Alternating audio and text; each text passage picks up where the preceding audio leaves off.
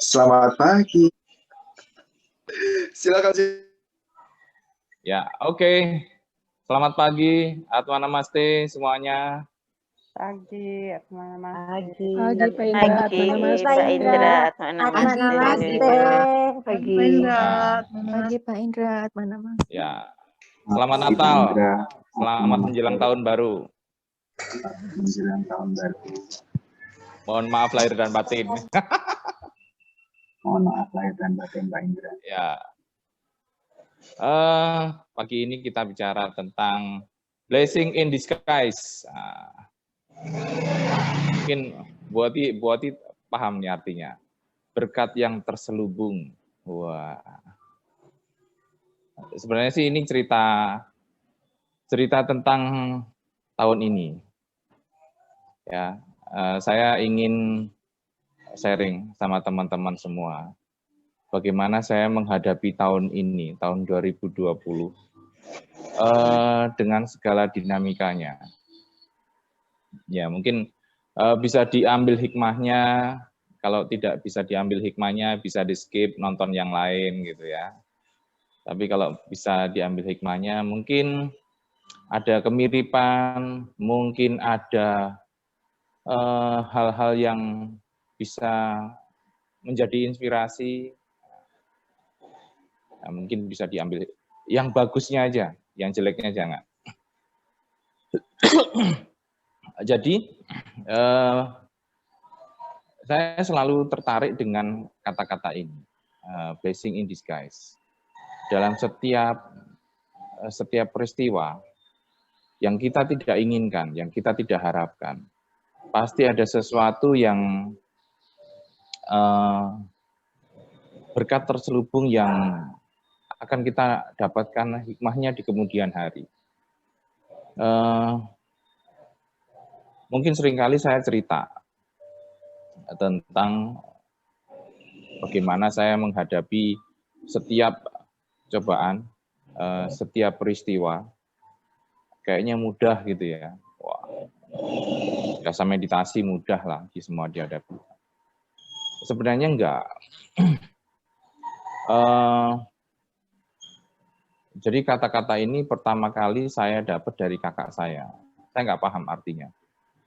Saya waktu itu curhat tentang kondisi saya di kantor. Pas bulan Desember ini, tahun lalu, awal Desember itu saya sama AB dan teman-teman yang lain itu pergi retret Jogja. Nah, pergi retret di Jogja itu, di sana sudah kayak dikasih ini ya, kayak dikasih insight bahwa saya harus sendirian. Ada peristiwa yang memang membuat setiap retret itu ratusan orang seluruh dunia. Jadi dari seluruh dunia berkumpul di Jogja untuk retret pranic healing. Nah, di sana itu saya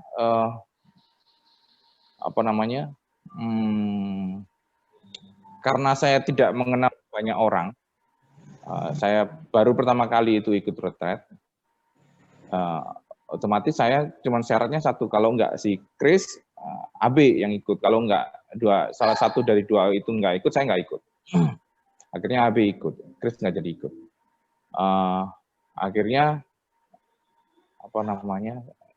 saya merasa di sana itu seru, banyak pengalaman. Cuman secara batin saya pikir, saya kok sendirian gitu ya. Itu pertama. Setelah itu pulang dari sana, di kantor juga banyak peristiwa lainnya. Kalau nggak salah, Desember akhir atau Januari ya, AB itu ngajak ketemuan. Tapi waktu itu sudah banyak pergumulan ya, di kantor. Terus ada satu pilihan bahwa saya di situ sudah 3,5 tahun ya. Ada satu pilihan bahwa kayak sepertinya bayangin ya, 3,5 tahun saya nggak pernah punya teman dekat. Teman dekat dalam artian saya bisa kemana-mana curhat, makan siang bareng, atau apalah seperti kantor-kantor normal lainnya. Enggak, saya nggak dapat. Nah, setelah itu, Abi ngasih pilihan. Kita begini aja, gini.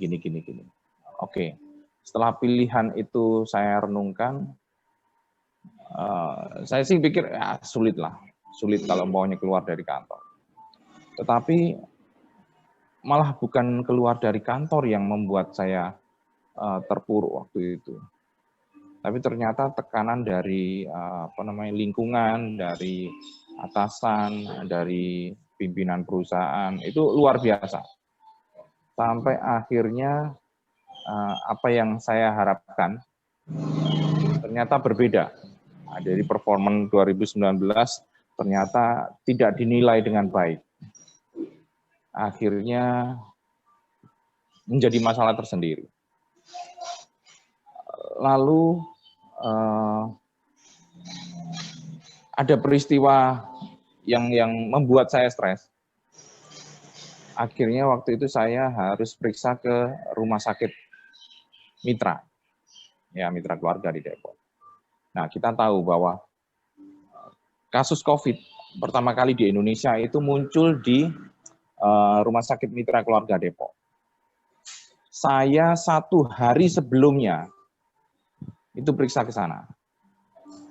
Jadi saya periksa waktu itu sampai MRI segala macam. Tidak ditemukan penyakitnya, tetapi semua hasil labnya itu sampai jutaan rupiah ya. Itu tidak menunjukkan ada apa penyakit apa. Saya pikir ya mungkin karena stres tadi ya. Dari peristiwa itu saya periksa ke rumah sakit itu menjadi peristiwa besar. Akhirnya menjadi itu satu-satunya orang pertama di kantor, satu-satunya orang pertama di kantor yang diisolasi mandiri, dalam tanda kutip dikucilkan. Jadi saya dianggap orang yang berpotensi berpenyakit. Waktu itu terkena penyakit ini ditutupin namanya, tempatnya, asal usulnya segala macam. Saya di kantor diperlakukan seperti itu. Dalam hati menangis.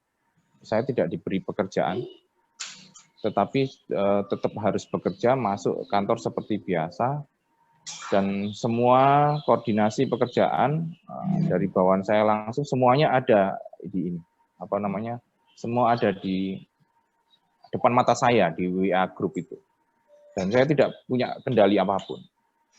Nah, waktu itu AB pertama kali bikin gratitude. Jadi masih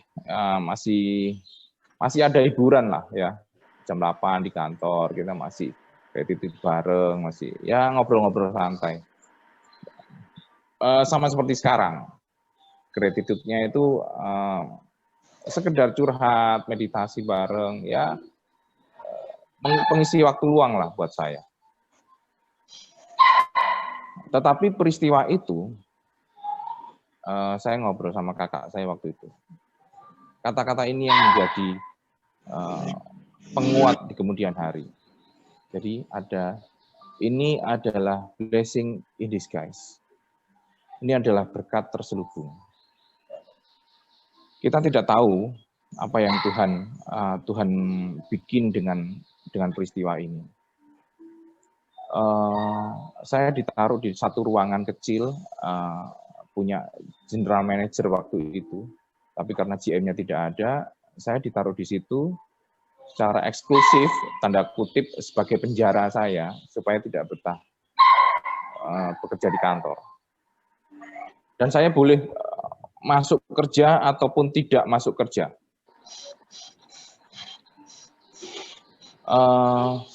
Untuk waktu itu saya sudah ambil keputusan karena banyak pasien COVID, kemudian ternyata penyebarannya ada di kereta, saya pergi pulang naik mobil. Tapi akhirnya saya nego-nego. Jadi non-job ya, Pak Indra non-job. Non-job sebenarnya. Wah itu non-job. sakit Pak.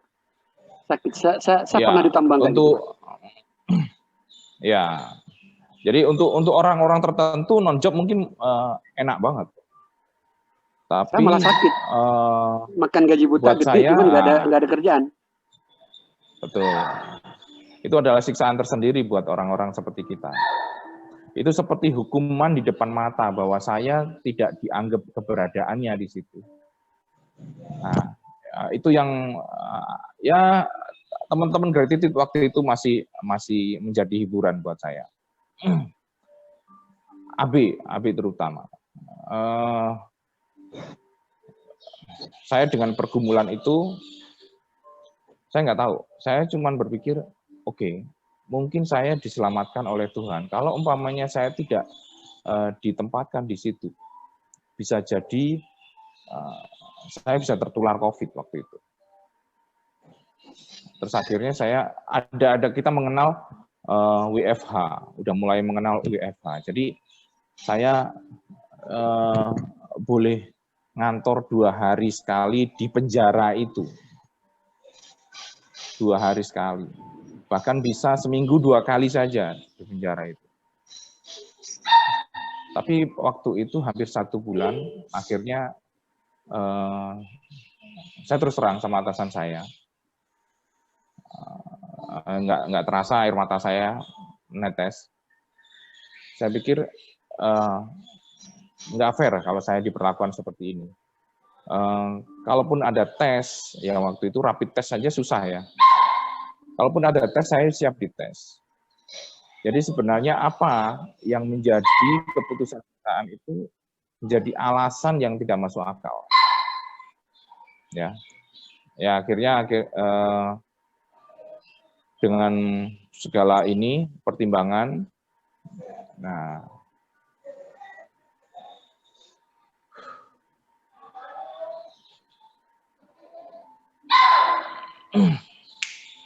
akhirnya saya memutuskan untuk bicara dengan atasan, dengan pimpinan.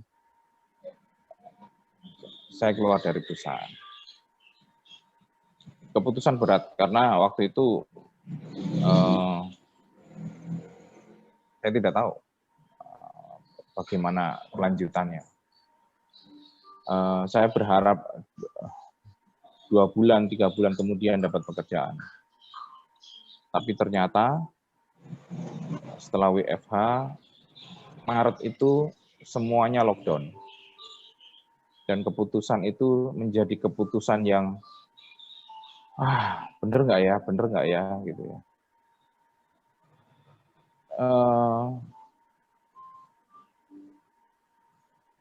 Di situ saya tidak bisa melupakan orang-orang yang mensupport saya di belakang. Orang-orang yang benar-benar saya tahu blessing dalam sunyi, dalam keheningan, tanpa ngomong saya blessing ya, saya healing ya. Bahkan waktu itu yang lebih parah lagi, saya sedang renovasi rumah, ya, lebih babak belur lagi. Ternyata pemborong di rumah saya kabur, nggak tanggung jawab. Setelah uang semuanya diambil, terus ada beberapa yang saya harus selesaikan. Kacau, pokoknya kacau. Dunia seperti kacau balau. Roda lagi di bawah, Pak Indra. Iya, roda lagi di bawah. Cuman saya berpikir blessing in disguise. Pasti ini adalah berkat terselubung. Pasti Tuhan memberikan hikmahnya di kemudian hari. Saya cuma berpikir satu pintu tertutup, pasti pintu lain terbuka. Itu yang saya yakini. Setiap peristiwa pasti ada malaikat-malaikat yang menolong saya.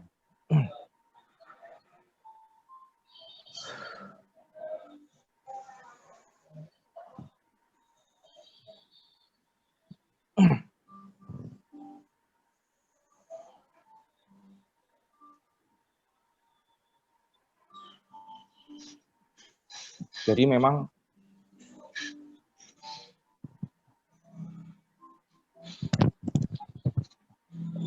keputusan yang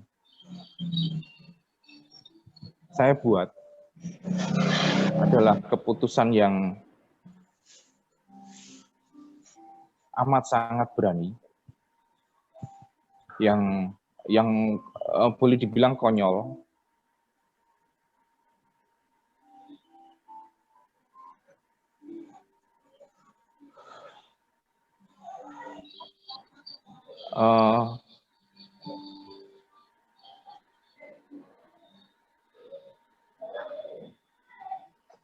Bentar.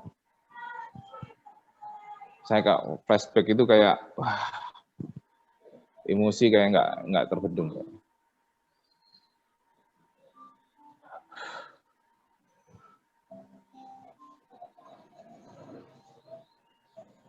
Jadi dengan babak belur ya, dengan babak belur, dengan kondisi kantor seperti itu, dengan kondisi COVID seperti itu, terus dengan kondisi rumah yang setengah jadi dan jobless,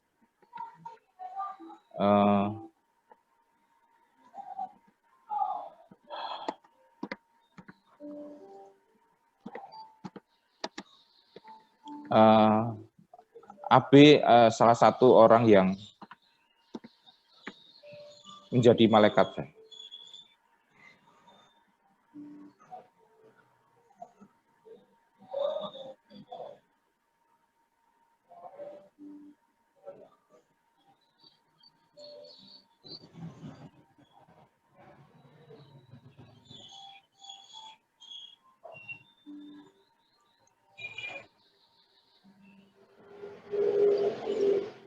April saya keluar dengan perjuangan. Mei, Juni,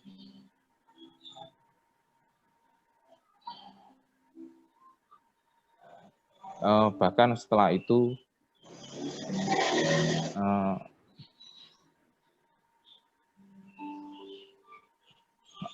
orang-orang yang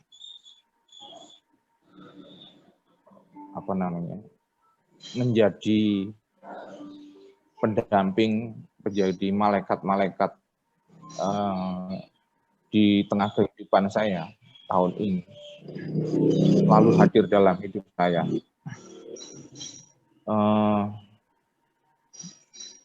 Itu seperti penopang waktu saya lemah.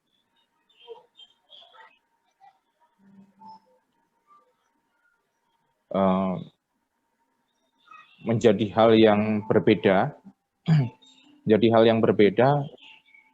saat ini itu karena banyak paksaan, banyak dorongan.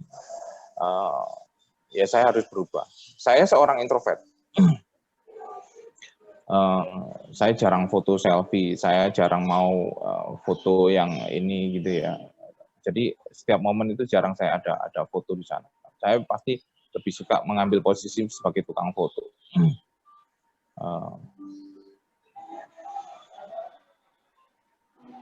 Tapi ternyata Mei, Juni, Juli semua terlewati dan kehidupan baik-baik saja. Ternyata setelah full time sebagai pranic healer tidak mengubah apapun gitu. Tidak mengubah apapun dari penghasilan saya. Ini saya nggak sendiri. Ini bukan karena saya. Tapi saya yakin karena banyak malaikat yang menolong saya. Yang kelihatan maupun tidak kelihatan. Yang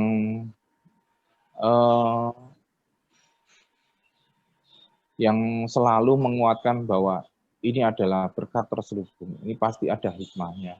Ini adalah sesuatu yang memang rancangan Tuhan untuk seperti ini. Segala peristiwa dari bulan Desember, Januari, Februari, sehingga saya memutuskan seperti sekarang, itu adalah penyebab saja. Nah, setiap hal yang kita inginkan, kita harapkan, itu memang tidak mungkin semuanya bisa terjadi. Tidak semuanya bisa terwujud. Tapi dengan kita memaknainya, pasti ada berkat yang terselubung di balik peristiwa itu. Kita akan dikuatkan melalui jalan-jalan yang terjal.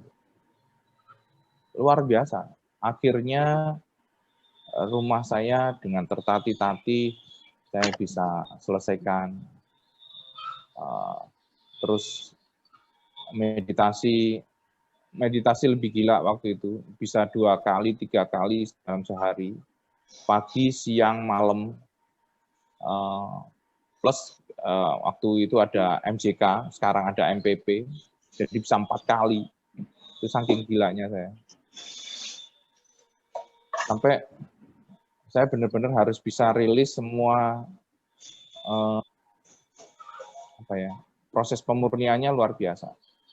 Saya harus cabuti banyak rumput, banyak ilalang di dalam batin saya. Bagaimana sih kemarahan saya dengan atasan, dengan pimpinan, itu semuanya sudah hilang sama sekali. Sekarang saya bisa heran. Saya bisa melewati tahun ini dengan kegembiraan. Itu yang sebenarnya menjadi menjadi dasar kayak buat kita pegangan. Ternyata kita nggak sendirian. Dengan banyak sharing dari teman-teman masalahnya, saya ngerasa saya tersembuhkan. Bukan saya yang menyembuhkan, malah. Dengan banyaknya masalah teman-teman yang luar biasa itu, saya seperti ternyata masalah saya itu nggak ada apa-apanya gitu. Kesedihan saya itu hanya sepele, ringan, kecil banget. Mungkin ada yang ini ya pernah saya tulis di Facebook. Udah kena COVID. Ada ibu yang sudah tua, kaget karena anaknya sakit COVID. Akhirnya ibunya meninggal. Nah, terus si anak ini nggak tahu ibunya meninggal. Setelah pulang, sebelum pulang masih di rumah sakit. Baru tahu, lebih drop lagi. Ada lagi kisah yang kena COVID, periksa ke dokter, suaminya kena COVID. Suaminya yang tadinya nggak apa-apa, malah langsung berangkat pulang. Sedangkan istrinya yang stroke, malah sembuh. Kalau cuma saya, masalah kayak begini, ternyata saya justru diselamatkan. Gitu. Mungkin kalau maunya dulu saya terus bekerja, kenaikan gaji saya itu sesuai dengan keinginan saya, bisa jadi ceritanya akan berbeda. Ceritanya akan jauh berbeda. Nah, yang kayak begini, tahun ini buat saya sebagai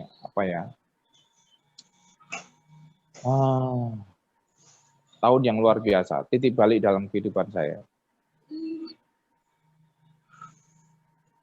Ternyata kita masih baik-baik saja. Saya tenang karena saya yakin Tuhan pasti kirimkan para malaikatnya untuk membantu saya berjuang dalam setiap peristiwa hidup saya. Ya. Mungkin itu aja dulu. Sekilas kisah flashback tahun ini. Mungkin bisa diambil hikmahnya. Teman-teman yang masih berjuang. Jadi bagaimanapun juga, ya kita sharing aja. Siapa tahu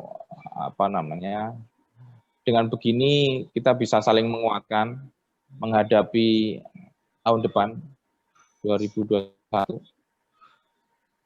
Jangan lupa bahwa kita di sini juga saling berpegangan. Masih ada malaikat-malaikat yang ada di sekitar Anda.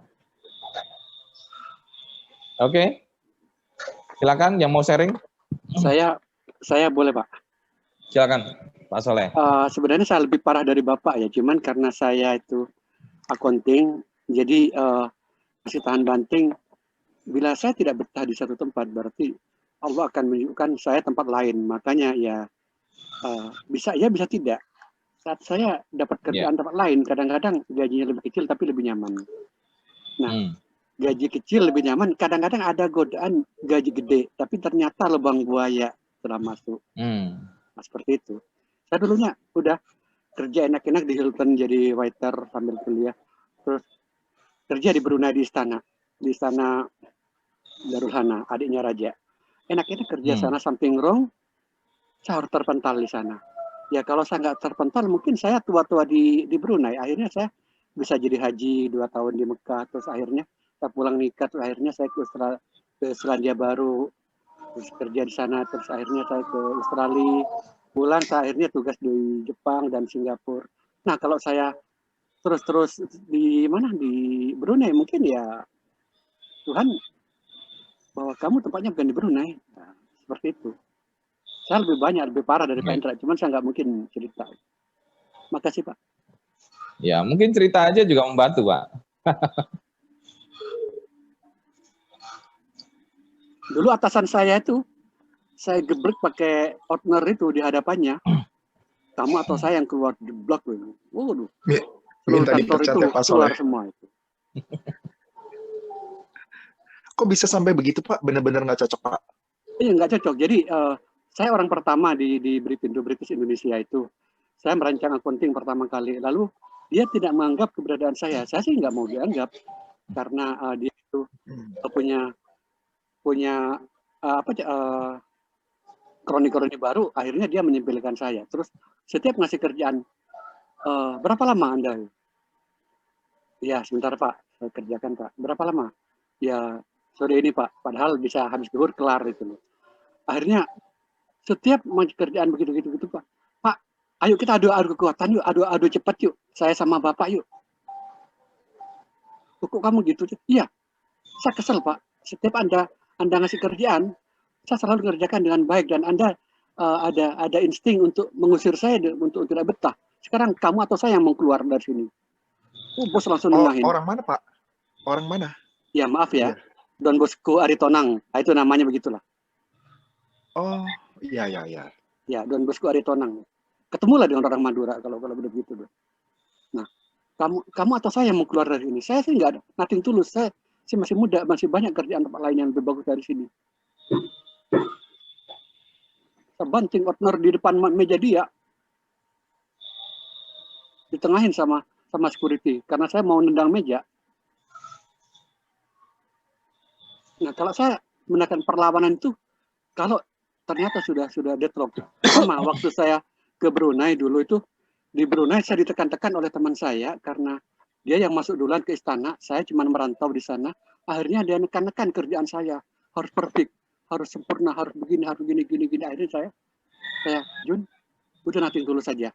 Biar pangeran yang menilai kerjaan saya baik atau enggak. Jangan kamu cita-cita seperti itu. Akhirnya saya dikeluarin, nggak apa-apa.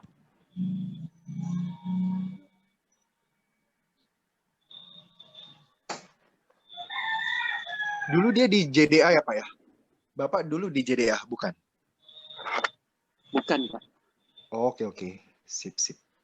Nah itu harus rilis Pak. Jadi kalau event peristiwa tersebut kayaknya belum rilis sepenuhnya Pak, peristiwanya seperti itu.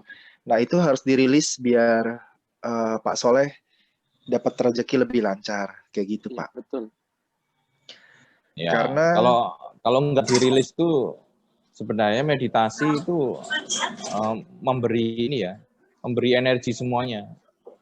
Kebaikan, keburukan itu kayak dipupuk. Jadi ya itu memang sebenarnya waktu Don Bosco itu hanya ketakutan karena saya takut jadi internal audit. Dia ada main di pembelian kuota ekspor gitu loh. Harganya $1, dia cas $1,50. Bayangkan berapa ribu kuota.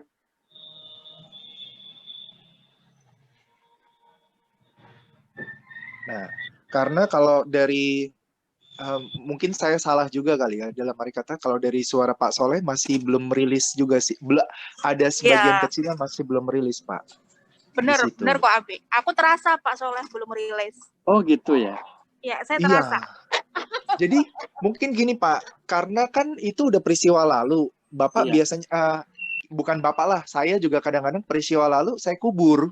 Karena kan saya udah nggak ketemu orangnya. Jadi saya kubur, tapi ternyata saya ada beberapa peristiwa yang belum rilis juga. Nah, di situ yang seperti yang kita sharing lapisan bawang Pak banyak. Jadi walaupun saya juga bingung juga ya kadang-kadang saya udah tiap hari memaafkan gitu kan. Tapi kok masih ada aja yang belum rilis ya. Namanya manusia Pak. Gitu Pak. Di situ yang Pak Soleh harus rilis apalagi kan ini di dunia kerja gitu loh. Jadi biar nanti lancar. Karena kalau Maksud belum rilis itu rilis gimana kok? Saya udah pernah ketemu dia waktu seminar pajak di PMA 5. Ya udah, dia mau peluk-pelukan sama saya nggak ogah aja. Udah makan-makan, habis makan udah pulang lah udah gitu. Oh, masih sebagian kecil sih Pak. Jadi nggak banyak. Jadi gimana ya? Indra atau Sulis boleh? Silakan nanggapin mungkin yang baru mengalami atau apa. Ya, Jadi kita kalau ini Pak, begitu dia muncul itu langsung ya di-cut lah, pergilah gitu. Nah, misalnya contoh satu orang ya, saya kan adalah anak stafku gitu yang aku tuh marah banget sama dia. Aku memang udah maafkan, aku ngomong juga udah maafkan, tapi setiap kali menjemput nama dia masih bergetar gitu loh.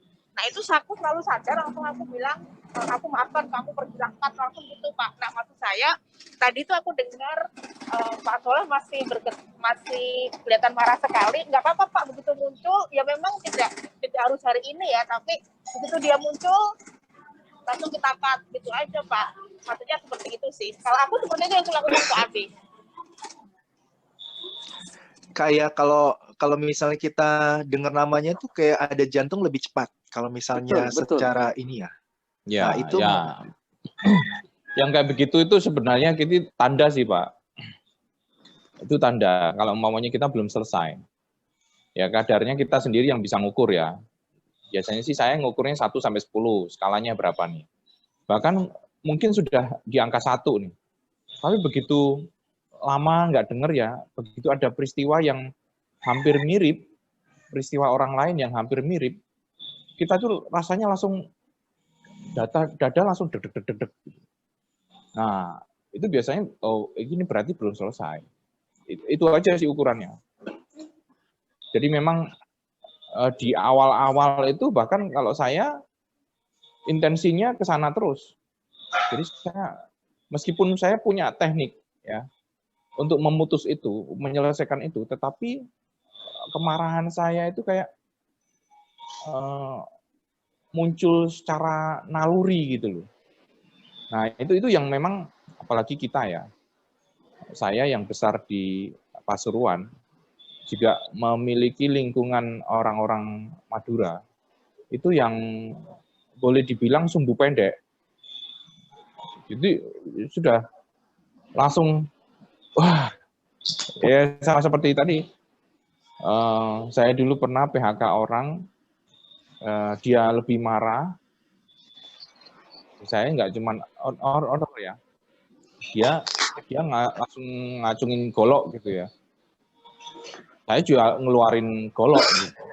Jadi di meja HRD itu ada 2 golok tuh dia pegang, saya pegang. Itu benar-benar wah, itu benar-benar kayak aduh, benar-benar deh, nggak karu-karuan deh itu. Tapi ya mau nggak mau, ya saya sih sekarang udah belajar dari banyak begini ya, banyak peristiwa. Jadi ya udah, saya coba rilis, bersihin, maafin. Kadang saya juga kebutuhannya ini sih, egois lah. Saya memaafkan supaya saya lebih bahagia, saya bisa lebih berkelimpahan, kayak gitu. Alasan egois.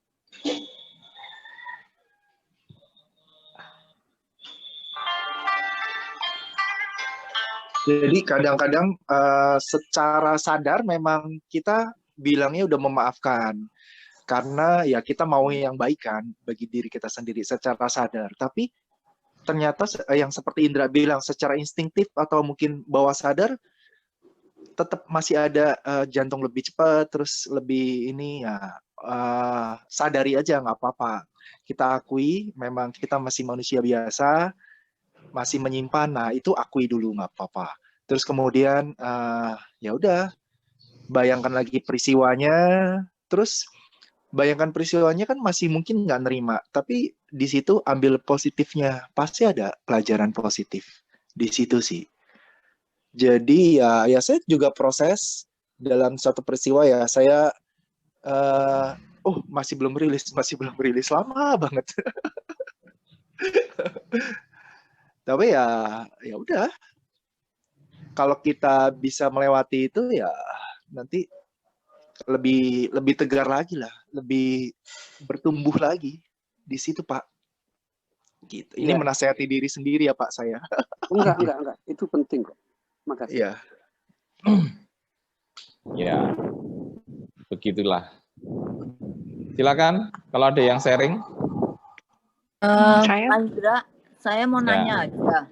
Saya tadi Pak Indra bilang bawa golok begitu, saya jadi ingat Pak Indra. Dulu waktu saya masih kerjaan kontraktor ya, saya memang ada mandor. Mandor ini nakal ya, dia makan duit anak buahnya nggak disetorin masing-masing gitu. Jadi kan anak-anak buahnya kan pada kerjanya nggak karu-karuan. Nah saya kan marah dan saya pecat dia. Terus dia ngancam saya, berarti saya harus maafkan dia dong ya? Saya baru ingat loh. Iya, ya. Yang kayak begitu-begitu sih Ibu perlu maafin. Tapi namanya kan saya sudah lupa Pak, udah lama. Tetapi figurnya Ibu kan udah ingat. Figurnya sedikit-sedikit ingat sih, iya. Figurnya Ibu ingat bahwa saya punya mandor yang begini-begini. Udah itu cukup. Oh gitu aja. Jadi saya maafkan dia gitu. Tapi kita tidak minta maaf dia atau minta? Ya minta maaf. Oh, pasti. Kita maafkan dan kita minta maaf juga gitu ya. Jadi memang saya ngancam-ngancam sih. Ya. Saya jadi gitu HRD itu hampir 20 tahun. Hampir 20 tahun saya jadi HRD.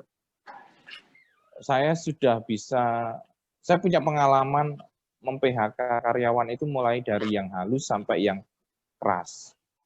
Dari yang ngobrol di warung kopi sampai kita sewa hotel di ruangan dengan jumlah ratusan orang yang saya PHK. Jadi banyak teknik untuk PHK. Sehalus-halusnya kita bicara, tapi tetap itu menyakitkan. Tidak ada PHK yang tidak menyakitkan. Meskipun dikasih pesangon ratusan juta. Bahkan saya pernah PHK karyawan dengan pesangon miliaran. Wow. Itu tidak membuat dia tidak sakit. Pasti sakit. Dan itu melukai. Harga diri soalnya. Bisa jadi harga diri. Bisa jadi adalah kita memutus harapan. Bahkan saya pernah mem-PHK orang. Itu yang saya penyesalannya luar biasa. Yang tadi saya sebutin bahwa golok tadi. Dia nggak terima karena dia pukul satpam, satpamnya terluka. Karena dia diperiksa, ternyata bawa barang curian. Akhirnya saya proses, besoknya saya PHK, dia bawa golok, saya juga bawa golok. Terus sorenya dia bilang saya tunggu di depan. Oke. Begitu tunggu di depan, saya naik motor, saya ke depan rumahnya. Kebetulan depan rumahnya itu ada polsek dan koramil. Dan saya bawa golok ke sana. Jadi sampai sana saya tungguin. Dia keluar, ya udah kita berantem di sana. Tapi memang waktu itu udah masih gila-gilanya saya gitu. Saya sih nggak ada yang saya takutin. Gitu. Saya tunggu setengah jam sampai polisi itu bingung gitu ya. Ya udah daripada saya ditangkap polisi karena bawa golok, ya udah saya cabut ya. Besoknya saya tunggu di kantor. Saya tanya sama yang lain, saya titip pesan. Kalau mau masih belum terima, ya udah saya tunggu mau berantem di mana gitu. Tapi tahu nggak, ternyata saya punya punya perasaan bersalah luar biasa setelah itu. Jadi berapa bulan kemudian setelah saya PHK, akhirnya dia nggak punya penghasilan lagi. Akhirnya saya dengar dia bercerai sama istrinya. Akhirnya dia lontang-lantung kemana-kemana nggak jelas, karena memang habitnya dia juga nggak bagus. Akhirnya dia nggak tahu jadi preman mana gitu ya. Itu sebuah luka batin yang saya harus tanggung seumur hidup. Maksudnya saya harus tahu, sampai sekarang pun saya harus tahu bagaimana nasib orang itu. Ada juga OB yang pernah saya PHK, 1 minggu setelah istrinya melahirkan. Bukan karena kesalahan, tapi karena waktu itu efisiensi. Jadi saya kasih kado buat istrinya, buat anaknya, sambil saya kasih amplop pemutusan hubungan kerja. Itu nggak ada yang manis, nggak ada yang bagusnya itu. Makanya saya bilang, ini berkat yang saya bisa terlepas, bisa terbebas dari rasa-rasa untuk mem-PHK orang. Iya Pak, aduh. Itu setelah hampir 20 tahun. Jadi tahun ini sebenarnya titik balik saya. Saya udah nggak lagi mikirin itu. Bahkan saya pernah dilaporkan ke DPRD di Banten sana, dikelilingi oleh 50 orang pendekar Banten. Wah, udah gelangnya udah akar bahar, kalung ini, wah, pakai segala macam, pakai senjata. Wah. Saya emang nggak ada takut-takutnya, begitu mah udah. Saya pikir berarti nyawa perusahaannya milik di Tuhan. Cilegon, Pak? Iya, ada perusahaan kita yang di sana, di Merak. Jadi sekarang sih PR saya ya itulah, blessing orang-orang yang pernah saya PHK. Saya pikir ya mungkin karma saya juga kan. Saya juga pernah memperlakukan orang-orang begitu, akhirnya saya juga diperlakukan begitu. Saya harus terima. Jadi ya udah, saya pikir ya udah, saya harus bayar utang karma ini, saya harus menanggung perasaan kayak begini. Ya udahlah. Ya jadi sekarang tinggal saya rilis semuanya, PR-PR kecil saya kerjain supaya kalau memikirkan itu lagi, flashback itu lagi, nggak ada kemarahan, nggak ada emosi. Begitu. Pak Indra. Ya.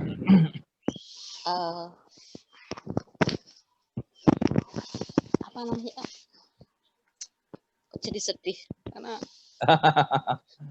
sorry. ya saya tahun 90 berapa ya, saya kan HRD juga.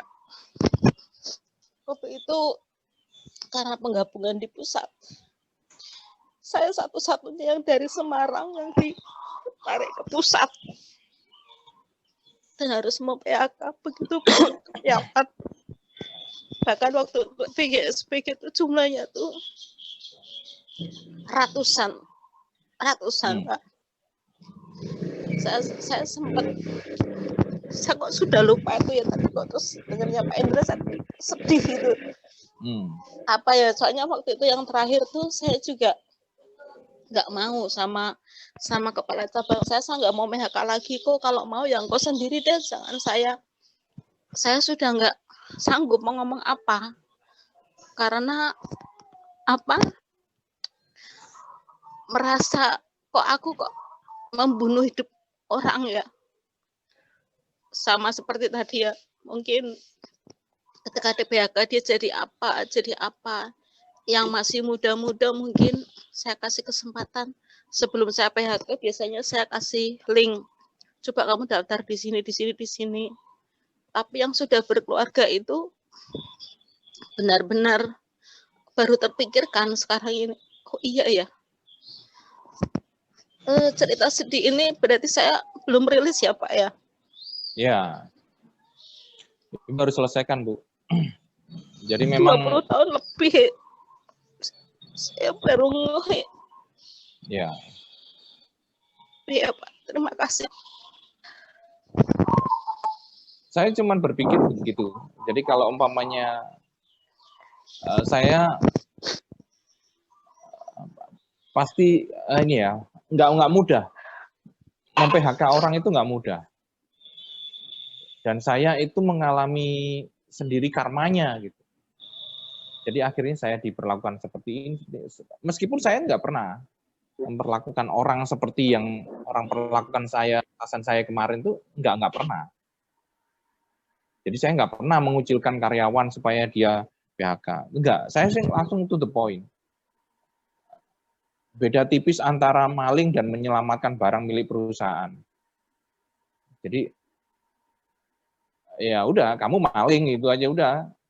Kamu berhenti apa? Saya laporin polisi, udah selesai. Terus kalau maunya PHK, ya kadang PHK itu gini. Ada beberapa hal yang memang dalam tanda kutip perusahaan itu licik. HRD ada di dua kaki, di karyawan dan di perusahaan. Kita tahu strategi perusahaan, kalau bisa nggak bayar pesangon, atau pesangonnya kecil, tapi tidak sesuai aturan. Kalau sesuai aturan, sekarang saya belajar karma. Yang sesuai aturan pun belum tentu karmanya itu ke kita itu baik semua.